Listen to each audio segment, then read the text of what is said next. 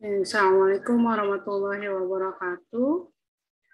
Teman-teman, hari ini kita akan masuk ke bab selanjutnya, yaitu bab reologi.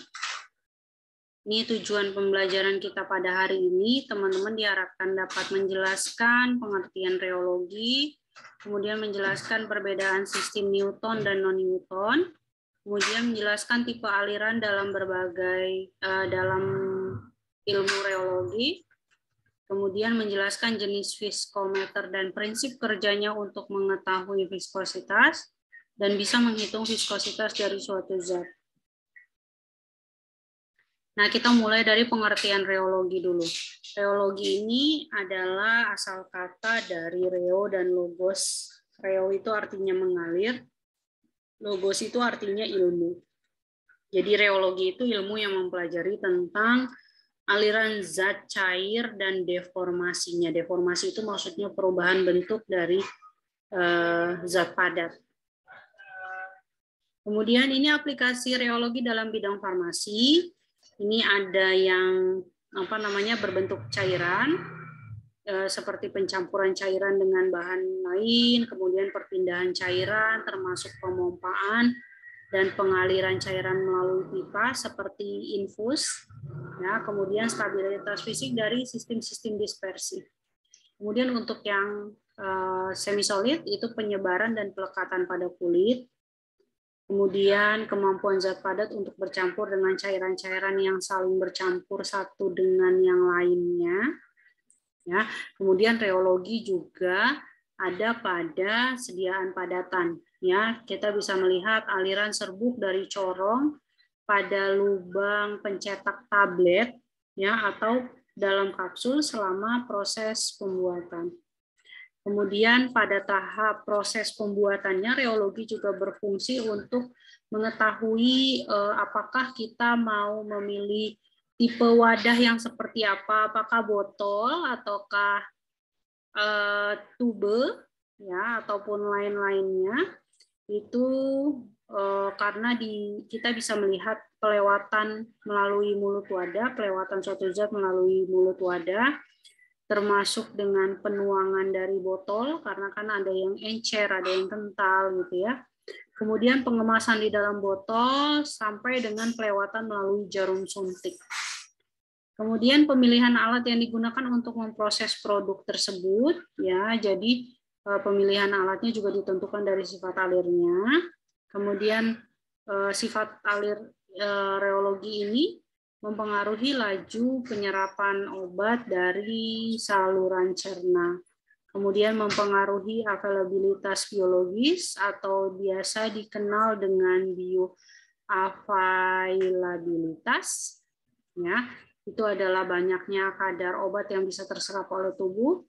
Kemudian juga mempengaruhi dari stabilitas fisikanya. Ada beberapa istilah dalam reologi yang teman-teman harus perhatikan, karena kalau teman-teman baca di literatur-literatur itu penggunaannya tetap dalam bahasa Inggris, ya. Tapi ada juga yang penyebutannya dalam bahasa Indonesia, seperti sharing rate atau rate of share, ya. Kadang-kadang ada literatur yang menggunakan sharing rate atau rate of share.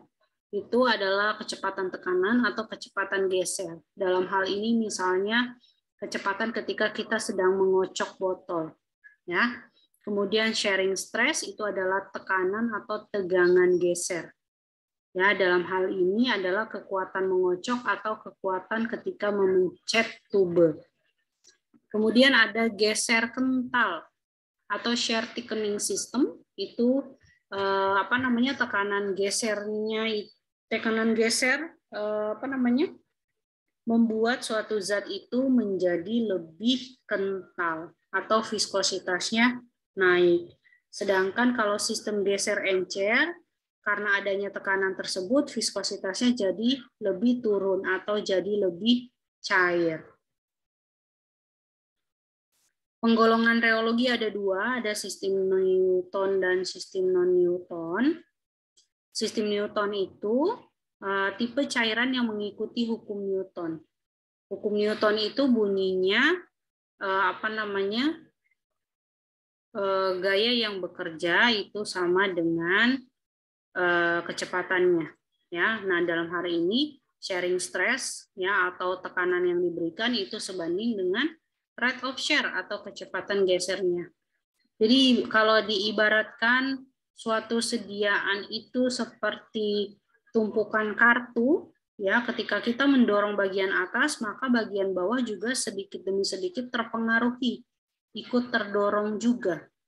Ya, sehingga berdasarkan hukum 1 Newton tekanan geser itu sama dengan viskositas dikali kecepatan geser di dalam reologi, ya. Nah, sehingga bisa kita dapatkan rumusnya adalah viskositas sama dengan tekanan geser dibagi kecepatan geser. Ya, itu rumus untuk mencari viskositasnya. Nah, ini tadi yang sudah Ibu jelaskan ya, sistem Newton itu lapisan dasarnya dianggap menempel pada tempatnya. Ya, sehingga jika bidang cairan paling atas bergerak dengan kecepatan konstan, setiap lapisan di bawah bagian bawahnya akan bergerak dengan suatu kecepatan yang berbanding lurus dengan jarak dari lapisan dasar yang diam. Ya, jadi tadi itu ketika bagian atasnya itu bergerak dengan konstan, maka bagian-bagian lainnya akan ikut bergerak juga. Nah, kurva sistem non-Newton, ya, kurva yang menggambarkan sifat alir itu disebut dengan reogram. Jadi sifat alir dari suatu zat itu kita ketika kita buatkan dalam bentuk kurva itu kita menyebutnya sebagai reogram. Ya, sifat alir ini dimiliki untuk cairan-cairan murni dan beberapa larutan ya teman-teman ya. Jadi sistem Newton ini lebih ke sediaan-sediaan farmasi yang bentuknya cair atau encer. Ya, seperti larutan gula, sorbitol, gliserin, minyak jarak, kloroform dan air. Ya, jadi sekalipun dia kental, dia tidak sekental salep, ya, lotion, nggak sekental itu. Jadi kentalnya itu masih taraf seperti gliserin atau sirup, itu masih bisa masuk dalam kategori sistem Newton. Ya. Nah, viskositasnya tetap pada suhu dan tekanan tertentu dan tidak tergantung pada kecepatan geser. Artinya kalau misalnya zat Newton itu kita kocok, kalau kita kocok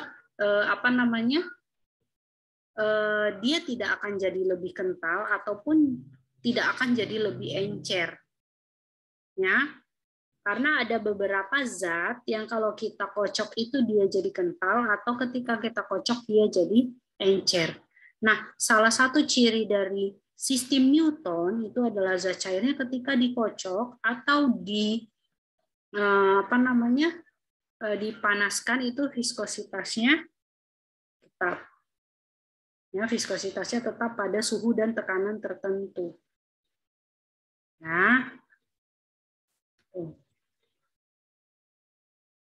Nah, sekarang kita masuk ke viskositas. Viskositas itu adalah suatu pernyataan tahanan dari suatu cairan untuk mengalir. Jadi suatu zat cair ketika mau mengalir itu ada tahanannya atau ada hambatannya. Ya, suatu pernyataan tahanan itu maksudnya seperti hambatan. Jadi ketika suatu zat cair mau mengalir itu seperti ada hambatannya. Makanya ada beberapa zat kalau dia terlalu kental dia ngalirnya sangat lama, kalau dia encer dia ngalirnya sangat cepat. Ya. Atau biasa juga didefinisikan sebagai ukuran resistensi atau hambatan dari suatu fluida. Fluida itu zat yang dapat mengalir ya terhadap deformasi karena tegangan geser. Deformasi itu perubahan bentuk ya karena adanya tegangan geser.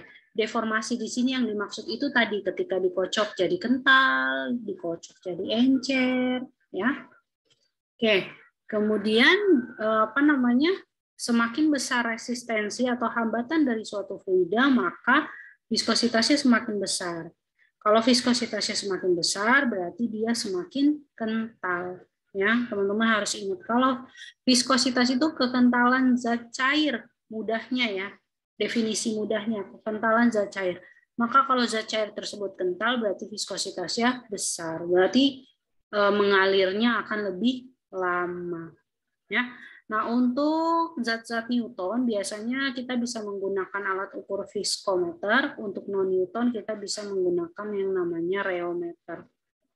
Sedangkan untuk satuan viskositas sendiri itu adalah poise, seperti meter, ya, seperti ya, maksudnya supaya kita nanti kalau mau konversi antara sentipoise sama poise itu mudah. Kemudian satuan yang sering digunakan itu adalah sentipoise atau seperti sentimeter. Jadi bukan sama ya teman-teman, Ibu cuma mengibaratkan aja. Jadi kalau misalnya 1 meter itu sama dengan 100 cm, maka 1 poise itu adalah 100 centipoise. Gitu ya.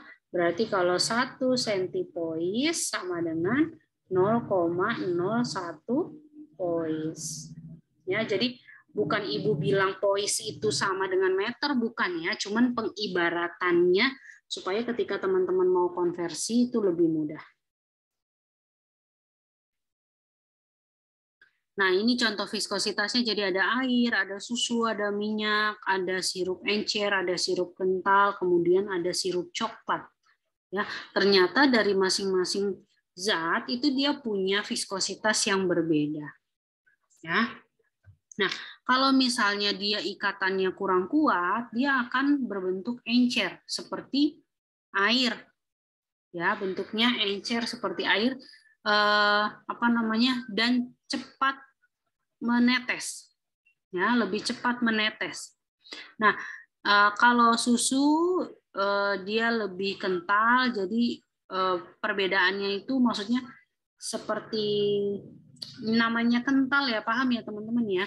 Kalau ini kan dia langsung berupa tetesan karena tidak bisa, antar partikelnya itu kurang kuat, beda dengan kalau dia zatnya kental, antar partikelnya kuat sehingga ketika kita tuang dia dalam satu garis, bukan berbentuk tetes-tetesan. Ya, ini ibarat saja ya. Kemudian viskositas ada 2, ada viskositas dinamik atau absolut dan viskositas kinematik. Kalau viskositas dinamik itu dilambangkan dengan eta, itu satuannya poise. Kemudian untuk mengukur viskositasnya bisa menggunakan rumus ini. Ya, tekanan geser dibagi kecepatan geser. Nah, kalau untuk viskositas kinematik itu dilambangkan dengan huruf V, satuannya adalah meter persegi per second. Ya, satuannya bisa dalam stok atau poise. Kemudian viskositas kinematika ini bisa dihitung dengan melihat perbandingan antara viskositas absolut dengan rapat massa atau massa jenis. Nah, ini pengaruh suhu terhadap viskositas, ya. Jadi viskositas itu sangat sensitif terhadap perubahan suhu.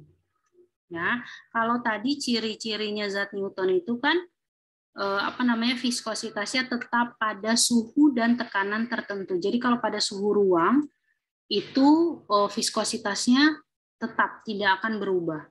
Nah, tapi salah satu pengaruh dari yang mempengaruhi viskositas itu salah satunya adalah suhu. Ya, kalau misalnya zat tersebut pada pada suhu dingin itu dia bahasanya lebih sulit mengalir. Maksudnya mengalir tetap mengalir ya. Ini kalau dia beku kan dia nggak ngalir, no flow ya, tidak mengalir. Kalau dia suhu biasa dia ngalir. Kalau dia suhunya panas dia akan lebih cepat mengalir. Artinya semakin tinggi suhunya, ya, artinya semakin tinggi suhunya maka viskositasnya akan semakin kecil, atau bisa kita bilang semakin tinggi suhunya zatnya akan semakin encer. Ya. Nah, ini dilihat dari resistensi fluidanya. resistensi fluidanya. Resistensi fluidanya itu dilihat dari kohesi dan laju pertukaran momentum molekulernya. Jadi resistensi itu karena adanya kohesi dan pertukaran momentum. Jadi partikelnya saling bergerak, ya, yang menyebabkan kekentalan dari suatu zat cair. Jadi ketika suhunya itu meningkat, gaya tarik antar partikel sejenisnya itu berkurang, sehingga menimbulkan pengurangan dari resistensi zat cair tersebut. Nah, kalau resistensinya berkurang, nanti viskositasnya juga jadi berkurang.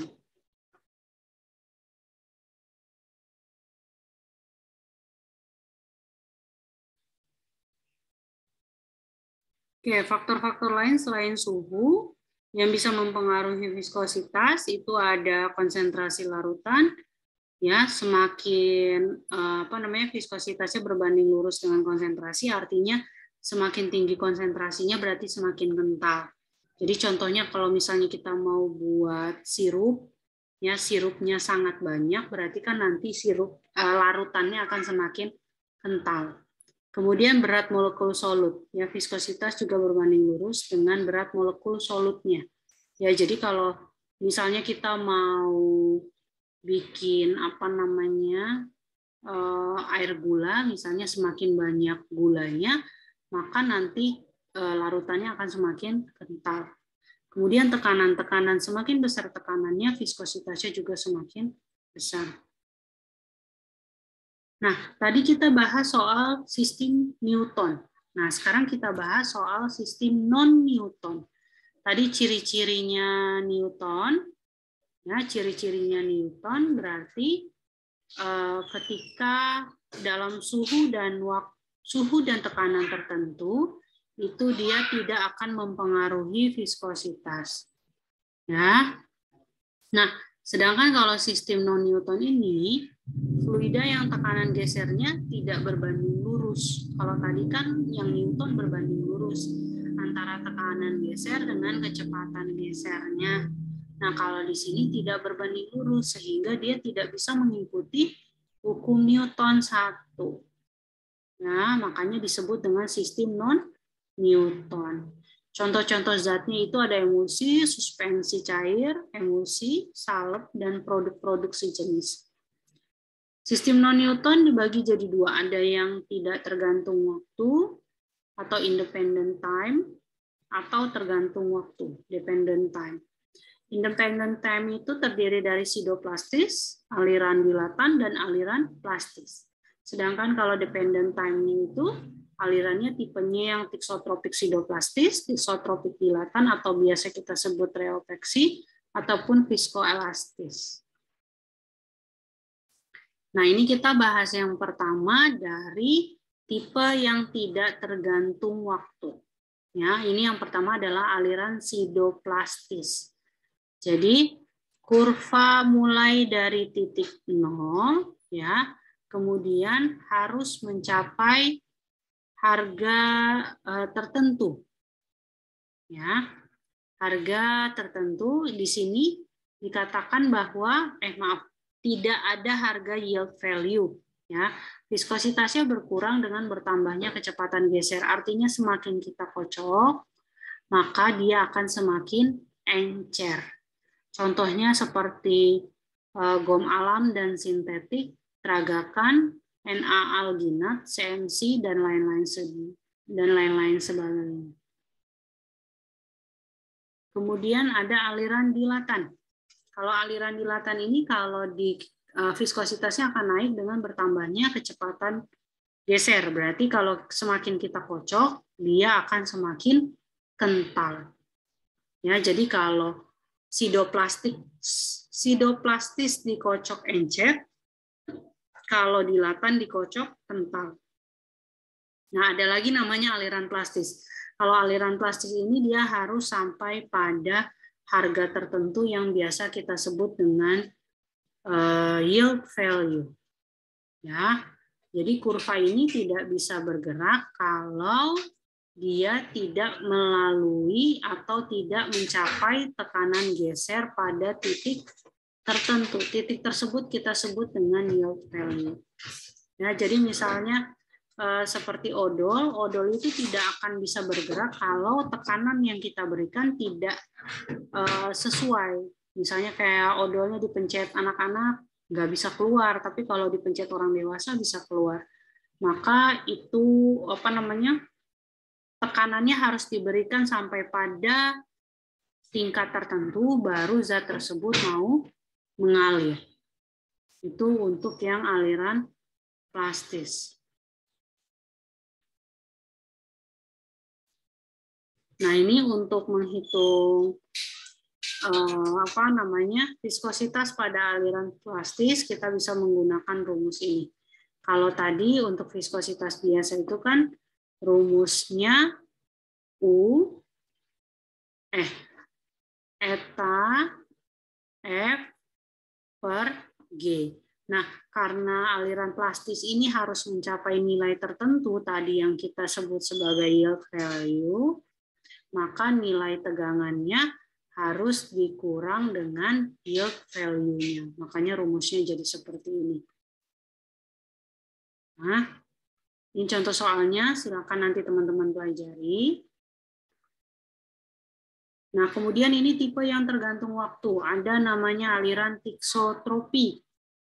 Ya, jadi aliran tiksotropi ini menunjukkan adanya perubahan strukturnya.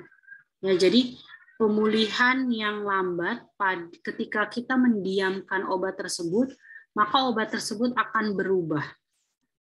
Ya, berubah konsistensinya. Nah, contohnya seperti suspensi parenteral prokain penisilin G. Ya, kalau ada pengocokan dia jadi encer. Ya, gitu. Itu aliran tiksotropi. Kemudian ada aliran tiksotropik dilatan atau biasanya disebut dengan reopeksi. Ya, jadi setelah dia pengocokan perlahan teratur, itu membuat zat tersebut jadi padat. Ya, jadi awal dari encer naik kemudian jadi kental, tapi ketika pengocokan perlahan dan terus-menerus, maka zat tersebut bisa menjadi lebih padat. Kemudian viskoelastis ini, cairan diberikan tekanan di atas yield value, maka dia akan bergeser sebagai cairan. Tapi kalau tekanannya dihilangkan, dia tidak bisa kembali ke bentuknya semula. Yaitu namanya viskoelastis. Kalau elastis itu kan kalau kita tarik atau kita rubah, dia bisa kembali seperti semula. Nah, kalau viskoelastis itu, ketika tekanannya kita hilangkan, maka sistemnya tidak bisa kembali ke keadaan semula. Selanjutnya, pengukuran viskositas. Viskositas ini bisa diukur dengan beberapa jenis alat ukur. Ya. Nah, viskositas ini penggunaan alat ukurnya tergantung dari tipe zat tersebut. Apakah zat tersebut itu masuk ke dalam kategori Newton ataupun zat tersebut masuk ke dalam kategori non-Newton. Ya, biasanya kalau Newton kita menggunakan viskometer, untuk non-Newton disebutnya sebagai reometer. Ya, nah ini ada banyak yang baik untuk Newton maupun non-Newton. Ya, nah yang ini ada yang pertama adalah YouTube viskometer. Jadi viskometernya berbentuk pipa, bentuknya U. Nah, ini kita sebut sebagai contohnya adalah viskometer Oswald. Kemudian Falling-Spare viskometer, artinya viskometer yang berprinsip pada bola jatuh, itu adalah viskometer Hopler. Kemudian ada falling piston viskometer, oscillating piston viskometer, vibrational viskometer, rotational viskometer. Nah, ini biasanya untuk viskometer Brookfield. Ya, kalau Oswald ini kita pakai untuk pengukuran viskometer zat Newton yang masuk kategori Newton. Dan kalau yang Brookfield ini biasa kita gunakan untuk yang zat-zat masuk kategori non-Newton. Kemudian ada Stabinger viskometer, ada Stomer viskometer, ada bubble viskometer, dan ada reometer. Nah, ini adalah viskometer Oswald, ya. Jadi dia ini termasuk dari YouTube viskometer, jadi pipa yang berbentuk U. Prinsip kerjanya adalah dengan mengukur waktu pengosongan aliran zat cair, jadi mengukur waktu alir dari suatu zat cair dengan volume tertentu melalui tabung kecil. Ya, waktu yang diukur adalah mulai dari zat cair itu bergerak tepat pada saat batas atas sampai dengan batas bawah. Kita ukur zat tersebut mengalir dari batas atas ke batas bawah itu selama berapa detik. Itu. Ketika nanti kita sudah mengetahui berapa waktunya, itu kita bisa menghitung berapa nilai viskositasnya. Ya, di sini rumus viskositasnya eta 1 per eta 2 sama dengan rho 1 T1 per rho 2 T2. Di mana etanya adalah viskositas, rho-nya adalah massa jenis, dan T-nya adalah waktu alir dari batas atas sampai batas bawah. Ya. Nah, di sini kan ada indeks, teman-teman. Kalau teman-teman sudah memastikan, ya biasanya cairan pembanding ini biasanya berupa air. Ya, kalau teman-teman sudah menentukan bahwa oh indeks 1 air ya, oke, berarti indeks 2-nya adalah sampelnya. Ya, jadi misalnya kita mau cari tahu berapa kekentalan dari sirup misalnya gitu.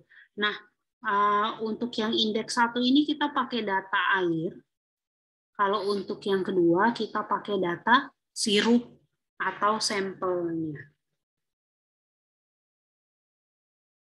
Kemudian ada viskometer Hopler. Tadi Ibu sudah jelaskan, viskometer Hopler ini prinsip kerjanya mengukur kecepatan bola yang jatuh di dalam tabung kaca yang berisi fluida. Jadi biasanya di sini kita masukkan minyak ya atau gliserin.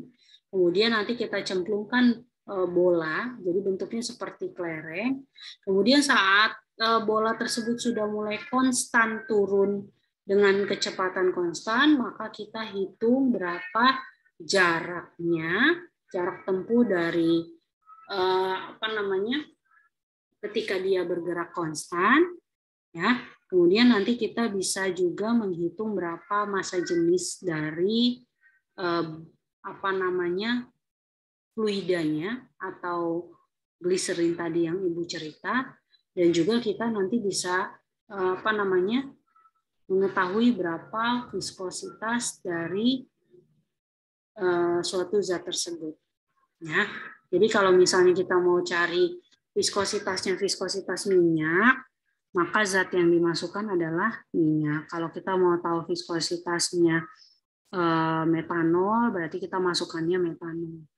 Ya, jadi viskositas di sini untuk mengukur zat yang dimasukkan ke dalam wadah. Ya, ini untuk mencari mencari viskositas. Untuk viskometer Hopler kita bisa menggunakan rumus ini. Ya, jadi 1/18 diameter bola kuadrat dikali gravitasi. Kemudian rho B ini artinya massa jenis bola. Kemudian rho F itu massa jenis fluida, berarti kalau kita pakainya di sini gliserin, ya, berarti di sini adalah massa jenisnya gliserin, kemudian dibagi kecepatannya. Nah, kecepatan ini kalau di dalam fisika V sama dengan S per T. S-nya dapat dari mana? S-nya dapat dari skala yang ada pada tabung. T-nya dapat dari mana? Tadi yang Ibu bilang, kita mengukur waktu jatuhnya ketika bola tersebut turun pada kecepatan konstan. Jadi kalau dia udah enggak, jadi kan biasa kalau jatuh itu kan cepat dulu ya, cepat terus lama-lama pelan. Nah ketika dia sudah mulai konstan, kita cek jaraknya, dan kita cek juga berapa waktunya.